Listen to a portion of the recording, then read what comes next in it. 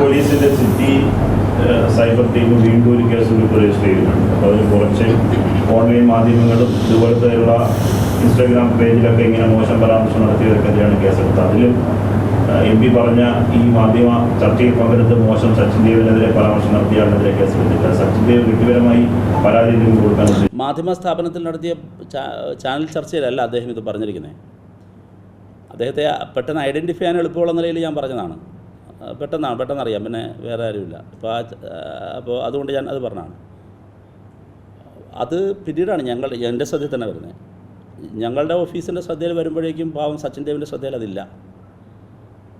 പിന്നീടാണ് സച്ചിൻ ദേവിൻ്റെ ശ്രദ്ധയിലും പൊതുവിൽ ഞങ്ങളുടെ ശ്രദ്ധയിൽ അത് വന്നിട്ട് ഞങ്ങളത് പരിശോധിക്കുമ്പോൾ ഇതാണ് അതിൻ്റെ വേഡിങ്സ്.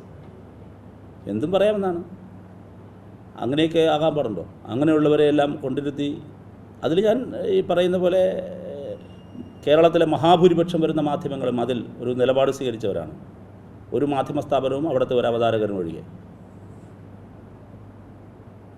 ബാക്കി എല്ലാവരും വളരെ മാതൃകാപരമായ നിലപാട് സ്വീകരിച്ചവരാണ്. ഇത്തരം സാധനങ്ങളെയൊന്നും ഞങ്ങളുടെ സ്ഥാപനത്തിൽ കേട്ടില്ല എന്ന് പല മാധ്യമങ്ങളും അതൊക്കെ നിലപാട് തന്നെയാണ്. അതിനൊക്കെ ഐക്യദാർഢ്യപ്പെടേണ്ട നിലപാടാണ്. അപ്പോഴും ചിലർക്ക് മഹാനുഭാവനാണ് കൊണ്ടിടക്കട്ടെ. ഇതിലൊന്നും പറഞ്ഞ് ഞങ്ങളൊന്നും പൊളിയില്ലല്ലോ. ഇന്നത്തെ ദിവസത്തിനൊരു സവിശേഷത കൂടിയുണ്ട്, അറിയാം.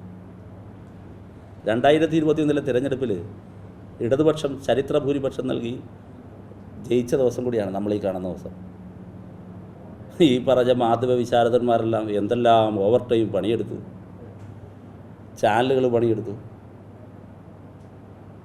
എന്നിട്ട് കല്ലെറിഞ്ഞിട്ടൊന്നും ഞങ്ങളാരും പതറിപ്പോയില്ലല്ലോ. ഞങ്ങൾക്ക് ജനങ്ങളെ അറിയാം, ജനങ്ങൾക്ക് എവരെയും അറിയാം. ഇപ്പോൾ തൊഴിലാളി വിരുദ്ധയാണ് ആര്യ എന്ന് പറഞ്ഞാൽ ഇവിടുത്തെ പാവപ്പെട്ട തൊഴിലാളികളുണ്ടല്ലോ.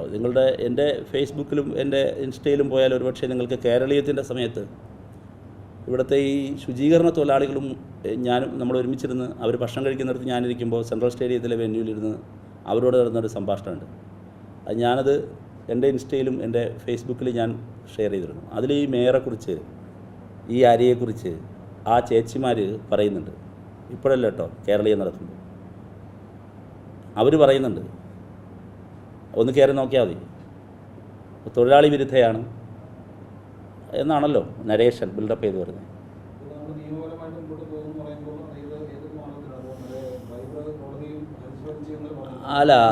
അത് നിയമപരമായ കാര്യം. ആര്യയുടെ ആരോപണത്തെ സംബന്ധിച്ച് പോലീസ് കേസ് രജിസ്റ്റർ ചെയ്തിട്ടുണ്ട്, പോലീസ് അന്വേഷിക്കട്ടെ. എൻ്റെ പ്രശ്നം അതൊന്നുമല്ല. ഞങ്ങൾ ഉന്നയിക്കുന്ന പ്രശ്നം അത് ഓൺ മെറിറ്റിൽ പോലീസ് കേസ് രജിസ്റ്റർ ചെയ്തു, അയാൾ അതിന്മേൽ ജാമ്യത്തിൽ വിട്ടു, അയാൾ അന്വേഷണത്തിൽ നടക്കുന്നു, ഒക്കെ നടക്കുന്നു. ഇത് പറഞ്ഞാൽ അയാളെ ജാമ്യമില്ലാത്ത വ്യവസ്ഥയിൽ അധിക വകുപ്പുകൾ ചുമത്തി ജയിലിലിടാൻ വേണ്ടി ഈ ആദ്യം പറഞ്ഞ ഞാനോ ഇല്ലെങ്കിൽ ഈ പറഞ്ഞ മേയറോ ഒന്നും അവരുടെ അധികാരം പ്രയോഗിച്ചില്ലല്ലോ. അതുകൂടി കാണണം. നേരത്തെ പറയാൻ വിട്ടുപോയൊരു കാര്യമാണ്. അവരുടെ പരാതി പ്രകാരമുള്ള സാധാരണ വകുപ്പ് മാത്രമാണ് എടുത്തത്. അപ്പോൾ പോലീസ് അന്വേഷിക്കട്ടെ. ഞാൻ പറയുന്ന പോയിൻ്റ് ശൈലജ ടീച്ചർ മുതൽ ആര്യ രാജേന്ദ്രൻ വരെയുള്ളവർക്കെതിരെ നടക്കുന്നത് ഒറ്റപ്പെട്ട സംഭവമല്ല. നേരത്തെ പറഞ്ഞല്ലോ, തുടർച്ചയായി ഇടതുപക്ഷത്ത് നിൽക്കുന്ന സ്ത്രീകളെ വളഞ്ഞിട്ട് ആക്രമിക്കുന്നു. അതിന് ചെലവും കൊടുത്ത് ഒരു ക്രിമിനൽ ഡിജിറ്റൽ സംഘത്തെ, ഓൺലൈൻ സംഘത്തെ തന്നെ, അതിൽ ഓൺലൈൻ ചാനലുകളുണ്ട്, അതിൽ വിലക്കെടുത്ത ചില ഓൺലൈൻ ചാനലുകളുണ്ട്, അല്ലാതെ ഇവരുടെ തന്നെ കൂലി കക്ഷികളുണ്ട്. നിങ്ങൾ നോക്കിയാൽ മതി, ഒരേ സ്വഭാവമുള്ള കമൻറ്റുകൾ വിവിധ ചാനലുകളിൽ വരുന്നത് കാണാൻ കഴിയും. ഏത് തെറിയ വിഷയങ്ങൾ ഒരേ സ്വഭാവമുള്ള അതൊക്കെ ഉണ്ടാകുന്നത് ഒരേ കേന്ദ്രത്തിൽ നിന്ന് ചെലവും കൊടുത്ത് നിർമ്മിച്ചെടുത്ത് വിടുന്നതാണ്. അതിൻ്റെ മുന്നിൽ രാഷ്ട്രീയ ഉദ്ദേശമുണ്ട്. ആ രാഷ്ട്രീയ ലക്ഷ്യത്തെ രാഷ്ട്രീയമായും ജനാധിപത്യപരമായും നിയമപരമായും DYFI ഒറ്റക്കെട്ടായി നേരിടും. അതാണ് ഇന്നലെ DYFIയുടെ സ്റ്റേറ്റ് സെക്രട്ടറി പറഞ്ഞത്. ഇന്നിപ്പോൾ ഞാനും പറയും.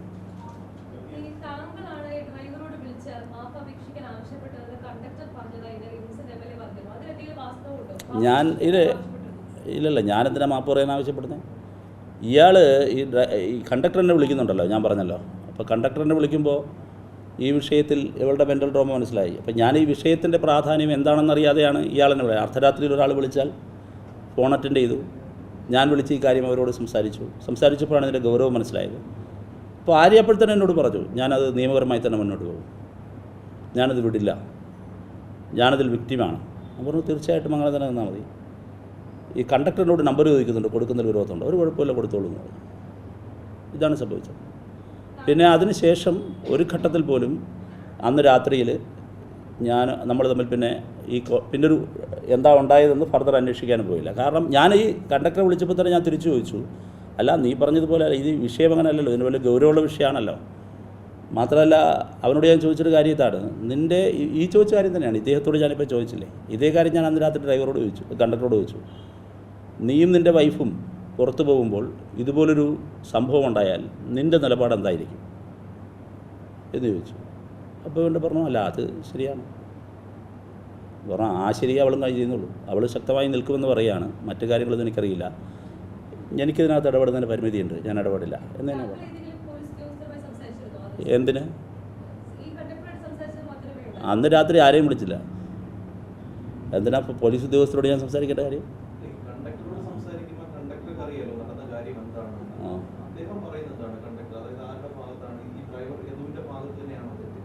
കണ്ടക്ടറെ സംബന്ധിച്ച് അയാളൊരു ഉദ്യോഗസ്ഥനും ഒരു വ്യക്തിയാണല്ലോ.